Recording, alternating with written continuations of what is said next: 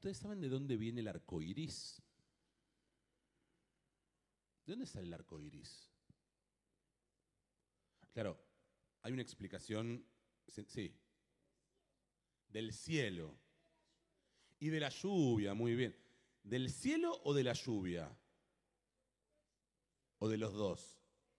De los dos. Cuando llueve, claro, muy bien. Se arman con las dos cosas.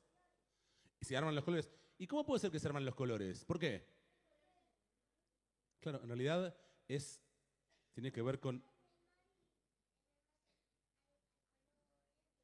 Hay colores, claro. Muy bien. Eh, la explicación técnica está perfecta de los muchachos. Tiene que ver con la refracción de la luz, cómo pasan por las gotitas de agua y se generan esos colores maravillosos. Quienes alguna vez vimos un arco iris, es un evento en sí mismo. Uno puede quedarse mirándolo y es algo asombroso.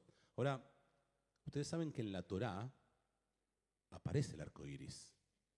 ¿Se acuerdan cuándo? El arco iris aparece también relacionado con el agua. Cuando Dios decide destruir al mundo, después de haberlo creado, Dios manda un diluvio, ¿se acuerdan? Noah, ¿sí? El arca destruye el mundo y cuando Noah sale, ahí aparece el arco iris y Dios dice, este es un símbolo. El arco iris es un símbolo de que nunca jamás voy a volver a permitir que el mundo se destruya. Es como si hubiera dos mensajes, ¿no? Como el agua puede hacer cosas maravillosas, cosas que nos podemos quedar contemplándolas. Y cómo el agua también puede ser devastadora, cómo puede destruir y llevarse todo. Y sin embargo el agua es tan necesaria. No podemos vivir sin agua. Hoy quiero hablarles acerca del agua y de cómo está atravesada en nuestras vidas y en particular en relación a nuestra parashá Jucat. Ustedes saben que salimos de Egipto y tenemos que atravesar el lugar donde más necesitamos agua, que es ¿qué? El desierto. Lo que más necesitamos en el desierto, ¿qué es? Agua, claro. Y la Torá cuenta que hubo 3 oportunidades en las cuales se generó una crisis por la falta de agua. La primera es apenas pasan 3 días que salimos de Egipto. Pasan 3 días y el pueblo se empieza a quejar con Moshe. Tenemos sed, lógico. Ustedes saben que no es casual que hayan pasado 3 días y que la Torá lo diga. Dicen los sabios que ningún ser humano puede pasar más de 3 días sin tomar agua. Y esa es la explicación por la cual, una de las explicaciones por las cuales nosotros leemos la Torá cada 3 días. Los lunes, los jueves y en Shabbat. Porque dicen los sabios, así como no podemos pasar más de 3 días sin tomar agua, nuestra alma se seca si cada 3 días no tenemos un poquito de Torá, un poquito de pensar en nosotros mismos, en nuestras vidas. Pasan 3 días entonces, el pueblo tiene sed y se encuentran con un manantial de agua, pero había un problema. Esas aguas no estaban para tomar, dicen, eran aguas amargas. Marim em. Entonces, ¿qué hace Moshe? Tiene que poner una rama en el agua y esa agua milagrosamente se transforma en agua dulce. Y ahí el pueblo puede tomar. Un poquito después viene el segundo momento en el cual el pueblo tiene sed, otra vez. Entonces, Dios le dice a Moshe, busca una piedra, una roca, agarrá tu bastón y le vas a pegar a esa roca. Y cuando vos le pegues, va a salir agua. Y efectivamente, Moshe levanta la vara, le pega a la roca, sale agua y el pueblo feliz. El tercer momento es muy particular. Pasan 40 años. Ya estamos próximos a entrar a Israel. Pasaron 40 años y es el tercer episodio de crisis donde el pueblo dice, quiero agua. En ese momento, Dios le dice a Moshe, anda, hablale a la roca, anda a hablarle a la piedra y ahí van a tener agua de nuevo. Y este episodio es maravilloso porque eleva muchas preguntas. Moshe estaba con miedo. Dice, Odmeat uskaluni. Si yo no tengo una respuesta, una solución, me van a apedrear, este pueblo me va a matar. Ahora, Dios le dice, háblale a la piedra. La piedra. Como si Moshe supiera de qué piedra se trata. Hay un montón de piedras en el desierto. ¿O es que acaso había alguna piedra especial a la cual había que hablarle? ¿Y qué tenía de especial esa piedra? Y yo les dije, no podemos estar más de ¿cuántos días sin agua? 3. ¿Y cuánto tiempo había pasado? 40 años. ¿Y qué pasó en esos 40 años? ¿Cómo puede ser que hasta ahora no se quejaron? ¿De dónde salía el agua en ese momento?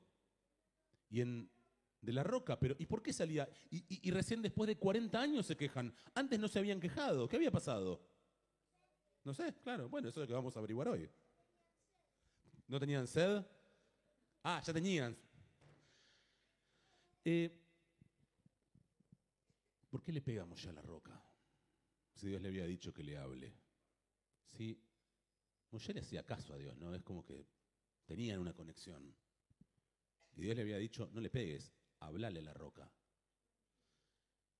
Siempre decimos que en realidad Moshe estaba nervioso, tenía miedo, ya no tenía paciencia y que por eso le pegó a la piedra. Pero estamos hablando de Moshe, ¿no? ¿Será que tenía algún otro motivo para pegarle a la piedra y no hablarle? Y la respuesta está en un versículo que a veces pasa desapercibido, que está un poquito antes de la crisis. Dice, Vayobou bnei Israel midbar tzin, vatamot sham Miriam, velo haya maim. Llegó el pueblo de Israel, ¿sí?, en el desierto de Tzin, y en ese momento se muere Miriam, la hermana de Moshe. Velo haya maim. Y no hubo agua.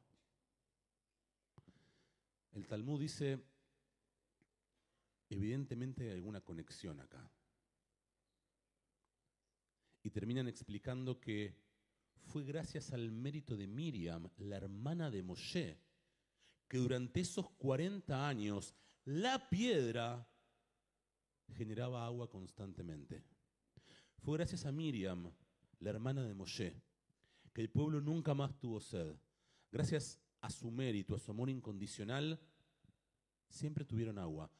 Cuando se muere Miriam, desaparece el milagro. Es interesante, ¿no? Porque la palabra Miriam tiene adentro la palabra Yam. Pero mucho más que eso. Para los que saben hebreo, ahora les voy a pedir que me sigan, porque ¿qué otras palabras se puede formar con la palabra Miriam? Esta es difícil, pero la primera palabra es marim. ¿Qué es mar en hebreo? Amargo. ¿Se acuerdan cuáles eran las primeras aguas? Cuando salimos a los 3 días, ¿qué pasaba con esas aguas? Estaban amargas. Fue gracias a Miriam que esas aguas se volvieron dulces. Si uno cambia las vocales, aparte de Miriam, puede decir merim. ¿Qué es learim en hebreo? Levantar. Momento en el cual Moshe levanta la vara y ¿qué hace con la piedra? Le pega. Ahí está Miriam también.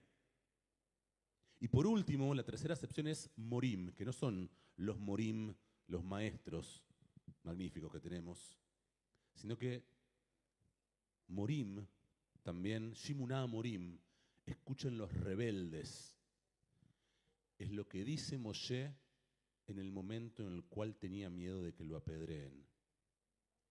Es como si, de alguna manera, estuviera diciendo la Torá, Miriam estuvo en cada uno de esos episodios. Pero ¿saben qué? Moshe también tenía una historia con el agua, ¿se acuerdan? ¿Se acuerdan por qué Moshe se llama Moshe? ¿Por qué? ¿Por qué se llama Moshe Moshe? ¿Por qué? Pará, vení, explícamelo porque si no, ¿cómo es? La hija de Paró lo salvó del agua. Muy bien. ¿A qué shule vas vos? A Horta, A Ort, muy bien. ¿Y a dónde ibas? a Yolem. Muy bien, excelente. O sea, resulta que la hija del faraón lo, lo, sa- lo saca de la canasta, muy bien. Y le pone el nombre Moshe porque dice, Kiminamayim Meshitiu, porque del agua lo sacamos, lo rescatamos. O sea, Moshe también tenía relación con el agua.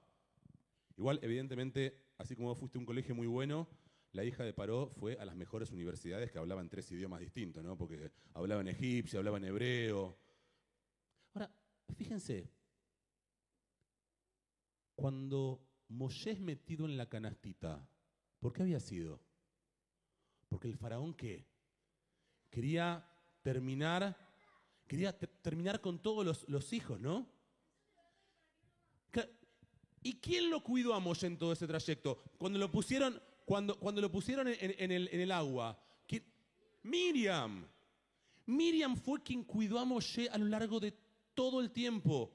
Desde que era un bebé, desde que estaba en una canastita, quien cuidaba de Moshe era su hermana Miriam. Cuando de repente Moshe tuvo un problema y las aguas no se endulzaban, Miriam. Cuando de repente había que levantar la mano, Miriam. 40 años en el desierto, la hermana. Y es ahí que tal vez tenga sentido el por qué Moshe no le habla a la piedra. No porque no le quiera hacer caso a Dios, no porque no haya entendido, no porque esté nervioso, no es porque no tenga más paciencia. A lo mejor Moshe quería volver a algún tiempo, a alguna situación que le recordara cuando su hermana sí estaba viva. Aquella vez que le pegó a la piedra y gracias a ella salió agua. Aquella vez que levantó la rama y ella estaba ahí. A lo mejor tal vez Moshe no es que quiso desobedecer o que estaba muy viejo ni cascarrabias. A lo mejor lo que quiso hacer fue intentar volver el tiempo atrás y recrear esa situación de amor y traerla al presente a su hermana que tanto lo había cuidado y sentir su presencia un ratito más, pero no pudo. Pero no pudo porque su hermana había muerto. Pero él quería. Y hay como un intento, ¿no es cierto?, cuando alguien se te va, cuando alguien querido no está, de intentar retomar y recrear algo, aunque sea para sentirlo más cerca. Moshe aprende que tiene que aprender a convivir a partir de ahora con una nueva vida. Y eso es lo que nosotros simbolizamos en uno de los actos más hermosos que tenemos. ¿Quiénes están próximos a casarse acá? Ahí tengo algunos ahí al fondo. ¿Alguien más? ¿Ya te vas a casar vos? Muy bien. Hay algunos que todavía no lo saben, pero también se van a... ¿Qué se hace al final de la jupá? Se rompe la copa. En el momento más feliz, más alegre de nuestra vida, recordamos la destrucción del templo. Como si nos estuvieran diciendo los sabios, tenés que aprender a convivir entre las construcciones más hermosas y las destrucciones más terribles. Quienes estuvieron alguna vez en Yom HaZikaron, el día del recuerdo de los soldados, de los caídos en Israel, de repente tenés toda la tristeza del recordar a cada uno de esos héroes que luchan por el Estado de Israel, y es en el lapso de un segundo que de repente, ¿qué estamos festejando? Yom Ha'atzmaut. Israel aprendió a vivir entre la tristeza y la alegría. Moshe no había tenido tiempo de doler, de duelar a su hermana. No tuvo el tiempo porque tuvo que seguir adelante. Como todo el tiempo en Israel tenemos que seguir adelante. porque ves mientras pasan los misiles por encima, cómo adentro de los búnkeres está todo el pueblo cantando y haciendo Kabbalat Shabbat y acompañándose y jugando y bailando. Y de eso se trata. Poder lograr aquello que parece imposible, como el arco iris. ¿Cómo puede ser que esté todo nublado, caiga agua y haya luz? Cuando creemos en el milagro, todo es posible. Y cada una de nuestras gotas del alma aprende a refractar la luz para que incluso, a pesar de los nubarrones, podamos crear nuevos colores en nuestras vidas. Shabbat Shalom.